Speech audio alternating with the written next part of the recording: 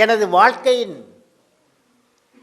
பல்வேறு நிலைகளில் உறுதுணையாக இருந்து உற்றுதுணையாக இருந்து வாழ்க்கையின் வழிகாட்டியாக என்னை வழிநடத்தியது திருக்குறள் தான்.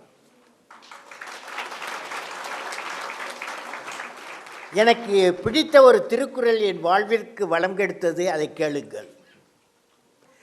அறிவு அற்றங்காக்கும் கருவி செருவாருக்கும் உள்ளளிக்கல் ஆகா அரண். அதாவது அறிவு என்பது அழிவு வராமல் காக்கும் கருவியாகும். மேலும் பகைவராலும் அழிக்க முடியாத உள்ளரணும் கோட்டையாகும், ஃபோர்ட்டாகும். எத்தகைய சூழ்நிலையிலும் அரண் போல், அதாவது கோட்டை போல் நின்று நம்மை காக்கும் என்பதாகும் அறிவு. எனவே அறிவாற்றலை வளர்த்து கொண்டால் நம் வாழ்வு வளமாகும். அதன் மூலம் நாமும் வீடும் வளம் பெறும், நம் வாழும் நாடும் வளம் பெறும். வாழும் நாடும் வளம் பெறும். புரியுதா?